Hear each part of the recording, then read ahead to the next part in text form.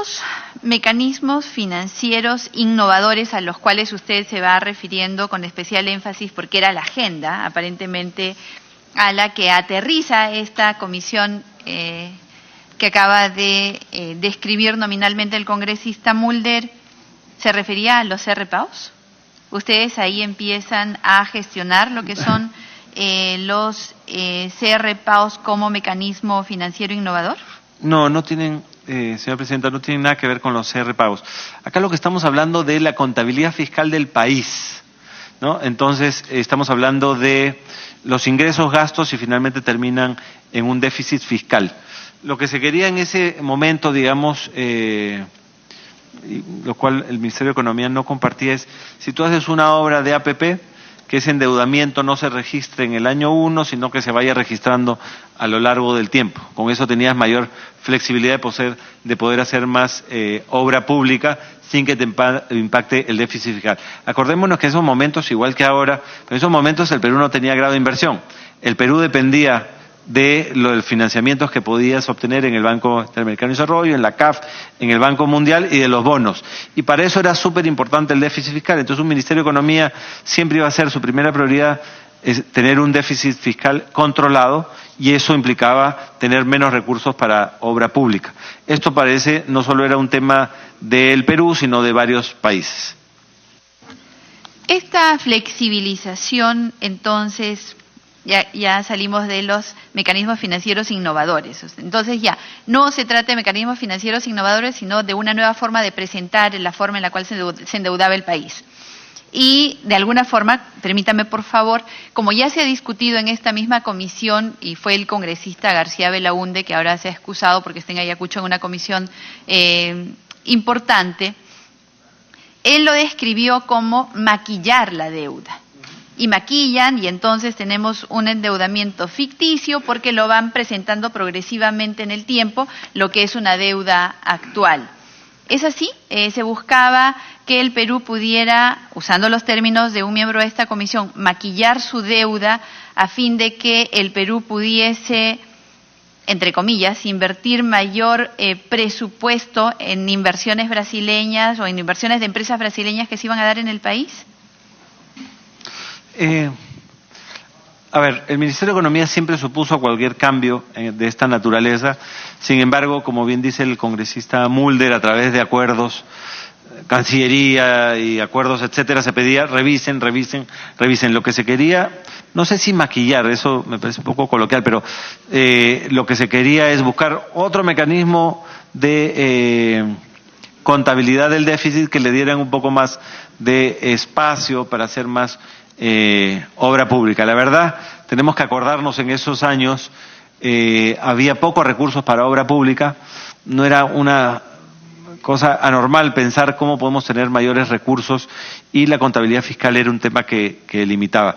El Ministerio de Economía siempre se opuso a cualquier cambio de esta naturaleza, es decir, todo esto que se discutía en estas cumbres de Río, entre presidentes, etcétera, nunca se llevó a cabo. Gracias a que el Ministerio de Economía se aseguró, digamos, de que no haya cambios en este tipo de contabilización. Sin embargo, sí se emitió el decreto de urgencia 016, ¿no? Digamos, mencionada, señora Presidenta, no es de mi competencia el 016. Lo que establece el 016 una fórmula de cuáles son tus límites máximos de endeudamiento sobre el Producto Bruto Interno. Entonces, de una situación donde se mencionaba del flujo del presupuesto, se cambia a otra que es en función a la deuda. Yo creo que lo mejor es hacerlo en función a tu nivel de deuda, pero que también es cierto que años más tarde lo que vimos es que ese tope de 1% se convirtió en 7%, en 10%, y creo que hoy día estamos por encima de ese 10%, ¿no? Entonces el cambio importante yo creo que vino de hacerlo a nivel del PBI, que es como se tiene que contabilizar. En este viaje también fue a Vidanón. ¿Viajó en el mismo avión que ustedes?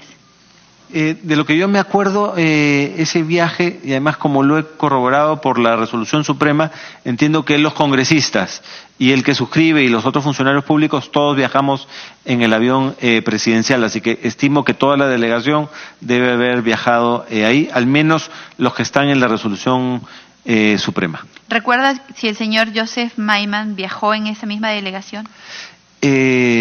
No recuerdo, me parecería que no. Usted se alojó, ha dicho, en un hotel diferente al que se alojó el presidente. Solo por si recuerde, ¿sabe si Avidanón y Joseph Maiman sí se alojaron con el expresidente? No lo recuerdo. Yo me acuerdo que estuve en un hotel, ahora pedí los informes al MEF, estuve en un hotel que se llama Oton, pero no recuerdo más. ¿Su viaje fue financiado con viáticos por gestión? Sí, ahí se autoriza casi como $640 y gasté 400 y devolví la diferencia. ¿De qué forma COFIDE se convierte en la contraparte del Banco Nacional de Desarrollo, como usted acaba de decir? No necesariamente la contraparte, lo que mencionaba ¿Cómo ha intervenido en todo caso COFIDE en el financiamiento de las empresas brasileñas, especialmente de Odebrecht? Sí, no, al final del día me parece que no participó. Sin embargo, si pensamos en este BNDES, que es el Banco Nacional de Desarrollo de Brasil, si piensas en algo similar que se dé en el Perú, piensas en el COFIDE, porque COFIDE es una banca de segundo piso. Entonces me imagino que por eso es que el señor Chilowski estaba en esa comitiva. Para cerrar con el tema del DU 016, en realidad el cuestionamiento es porque es una norma para permitir la firma del contrato de concesión de IRSASUR. En palabras del ex viceministro Carranza, esta fue una norma con nombre y apellido. A la luz del tiempo, ¿usted cree que es así? ¿Que este 016, no estamos diciendo que usted la haya emitido, que usted haya emitido algún pronunciamiento, pero formó parte del equipo en el momento en el cual esta norma se emitió y que originó incluso la salida de un viceministro por estar abiertamente en contraposición a la emisión de este decreto? ¿Fue una norma que se llamaba IRSASUR y se apellidaba Odebrecht? No lo sé. Lo que sí le puedo decir, y quizás viéndola ahora, y claro, después de la batalla todos son generales, la ley de endeudamiento con los topes que se establecieron a través del flujo estaban mal, y creo que ese 016 también estaba mal, y creo que después, me parece que a través del gobierno aprista, en un decreto legislativo que ya se establece una buena forma de contabilizar los niveles de endeudamiento. Entonces, creo que en ese momento esos decretos y esa ley no estaban acorde a lo que iba a ser el futuro de las APPs en el Perú. ¿En qué fecha y en qué circunstancias ha conocido usted a las siguientes personas? Gerardo Sepúlveda Quesada. No lo conocí mientras fui ministro de Finanzas o viceministro en el 2006. Es más, la primera vez que recuerdo haber conocido al señor Sepúlveda fue en el 2016, el 28 de julio, cuando fue la toma de mando del presidente Kuczynski. ¿Nunca antes escuchó hablar de él? No. Nunca antes, insisto. No, ahora es muy conocido, ¿no? Pero yo, digamos, por mi función de viceministerio de Economía, no me acuerdo haberme reunido con él como viceministro, no me acuerdo que el presidente Kuczynski haya mencionado al señor Sepúlveda. Usted fue convocado por el señor Pedro Pablo Kuczynski, como ha mencionado ante esta comisión. ¿Conocía de la empresa Westfield Capital? Para ser muy claro, yo fui convocado al Ministerio de Economía por la viceministra en ese momento, en el 2001, por mi experiencia en la época del fujimorismo en Indecopi, conocía la administración pública. Entonces, entro al ministerio sin conocer a Kuczynski. ¿A usted lo convoca la viceministra? Patricia Tuyet.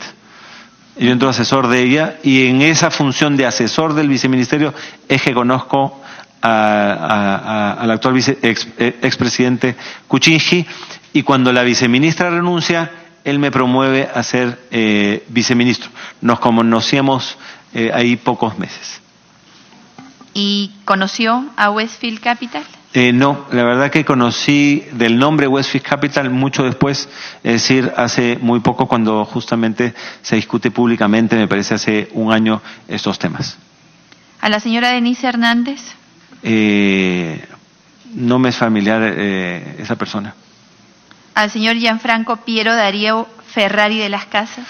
Es una persona conocida en el mundo de finanzas, es hoy día el gerente general del Banco de Crédito, a quien seguramente en algún ámbito social lo debo haber conocido, pero no he tenido reuniones de trabajo con él. En la época en la que usted fue viceministro y ministro, ¿se ha reunido en las instalaciones del MEF o eventualmente en la PCM si es que acudió allí con el señor Gianfranco Ferrari de las Casas? No me acuerdo de haberme reunido en esas épocas con el señor Gianfranco Ferrari. ¿Puede haber ocurrido? No creo, ¿no? Porque, digamos, no sé qué posición tenía él en ese momento, pero, digamos, no creo que nuestros temas se hayan cruzado. ¿Se ha reunido con el señor Gianfranco Ferrari de las Casas en tanto él se hubiese presentado como ejecutivo de Odebrecht? No. ¿Con la señora Gloria Jesús Kissig Wagner? ¿De dónde la conoce? ¿Se ha reunido con ella? Es la secretaria personal del expresidente Kuczynski, así que la conozco hace muchos años. ¿Con el señor Andrés Juan Milla Comitre? No me he reunido de trabajo con Andrés Milla, sin embargo, él es de mi misma universidad, así que debemos haber llevado algunos cursos en común. Lo último que supe de él es que era funcionario del Banco de Crédito. En tanto funcionario de Odebrecht o del Banco de Crédito, ¿se ha reunido con el señor Milla Comitre? ¿O ha sostenido conversaciones por temas relacionados con Odebrecht o el Banco de Crédito? No he tenido reuniones con él. ¿Con el señor Eduardo Francisco Elejal de Arena? No he tenido reuniones con él. ¿Con el señor Fernando Montero Aramburú? Tampoco he tenido reuniones con él. ¿Con la señora Eleonora Silva? Sí, con la señora Eleonora Silva, es una ejecutiva muy conocida de la Corporación Andina de Fomento, es más, es la representante nacional. Sería muy común que me haya reunido varias veces con ella. Sobre todo me acuerdo en mi última función en la presidencia del Consejo de Ministros y el Ministerio de Economía, me he reunido varias veces. ¿En la gestión 2001-2006? Podría haberme reunido con ella, sí. ¿Por algún tema relacionado con inversiones brasileñas? No por inversiones brasileras. Como viceministro de Economía muchas veces te toca ser el representante alterno en el directorio de la Corporación Andina de Fomento y teníamos vinculación. Además, acuérdense que tanto el BID como la CAF como el Banco Mundial tienen muchas operaciones de endeudamiento de cooperación técnica. Si era representante de la CAF, es natural que yo me haya reunido con ella. ¿Con el señor Fernando Montero Aramburú? No he tenido reuniones con él. ¿Con la señora María Pía Mercedes Paolita Sáenz Portugal? No, ¿quién es? No me es familiar. ¿Con el señor Jean Paul Delfín Consigliere? No recuerdo haber tenido ninguna reunión. ¿Alfonso Tola Rojas? Tampoco recuerdo haber tenido una reunión con esa persona. ¿Con el señor Cristian Tomás Lau Benavides? Con Christian Laup lo conozco del mundo financiero. No recuerdo haber tenido una reunión por algún tema específico de una empresa brasilera con él. Es más, podría pensar, haciendo memoria, quizás por un tema de fondos mutuos, porque él en algún momento trabajó en los fondos mutuos del Banco de Crédito. ¿El señor Mauricio Guglielmetti Vergara? No lo conozco. ¿Ha realizado alguna actividad profesional con la señora Nancy Ann Lange? Ninguna. ¿Al señor Julio Sanginés Campero lo conoce? No. ¿Al señor René Paz Navajas?